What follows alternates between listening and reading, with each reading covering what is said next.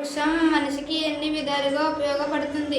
వృక్షం మనిషికి ఇంటికి చలిలో వెచ్చదనాన్ని ఇస్తుంది, శరీరాన్ని ఎండ వేడిమి నుండి కాపాడుతుంది.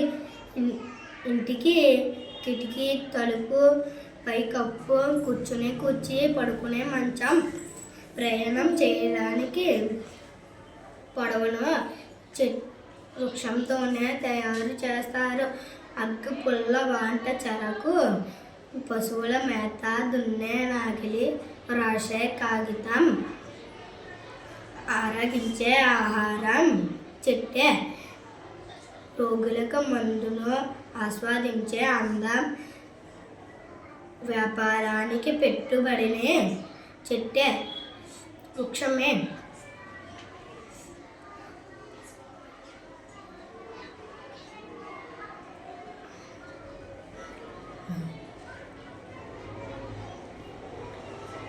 కవిత్వానికి స్ఫూర్తినిచ్చేది, బొమ్మలకు నమూనంగా ఉండేది వృక్షాలే. పుట్టినప్పుడు ఉయ్యాల, చనిపోయినప్పుడు వృక్షమే ఉపయోగపడుతుంది. వృక్షం ఏమని విన్నపించింది? మనం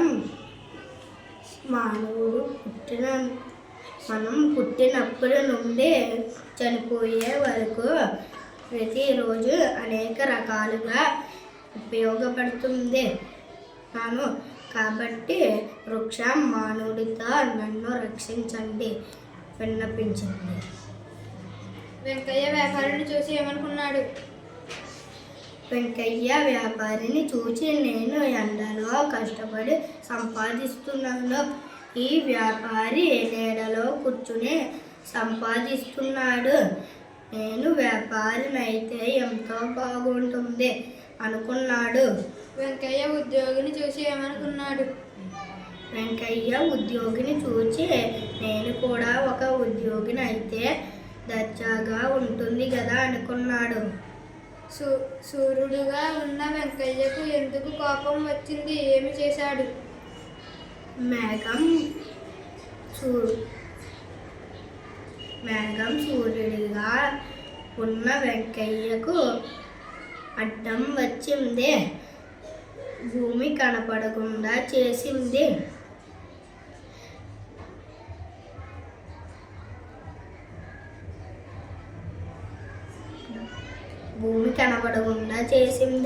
అందుకు వెంకయ్యకు కోపం వచ్చింది. లేకపోతే నాకు అడ్డం ఎలా వస్తుంది? నేను మేఘంగా మారాలి అనుకున్నాను. వెంకయ్య కొండగా ఎందుకు మారాడు? మేఘంగా ఉన్న వెంకయ్యకు ఒక పర్వతం అడ్డం వచ్చింది. మేఘమైన నాకంటే ఈ గిరి ఎంతో గొప్పది, నేను కొండగా మారాలి అనుకున్నాడు. వెంకయ్య రాళ్ళు కొట్టేవాడిగా ఎందుకు మారాడు? కొండ రాళ్ళను కొట్టేవాడిని చూసి, నన్నే కొడుతున్నాడంటే వీడు నాకంటే గొప్పవాడు, వీడిలా మారితే పోలే అనుకున్నాడు. వెంటనే రాళ్ళు కొట్టేవాడిగా మారిపోయాడు. మనం ఎలా విజయం సాధించాలి? మనం చంచలమైన మనసుతో ఉండకూడదు, మనం ఎలా ఉండాలో నిర్ణయించుకోవాలి. అలా ఉండడానికి కృషి చేసి విజయం సాధించాలి. గ్రామంలో సంక్రాంతి పండుగ నాడు ఏమి కనిపించాయి? గ్రామంలో సంక్రాంతి పండుగ నాడు ఇల్లు ముందు ముగ్గులు, గుబ్బిళ్ళు, గంగిరెద్దుల కోలాటం, హరిదాసుల కీర్తనలు, భోగి మంటలు, బొమ్మల కొలువులు, భోగి పళ్ళు కనిపిస్తాయి. గణతంత్ర దినోత్సవం నాడు విద్యార్థులు పాఠశాలను ఎలా అలంకరించారు? గణతంత్ర దినోత్సవం నాడు విద్యార్థులు రంగురంగుల కాగితాలతో తోరణాలు కట్టారు.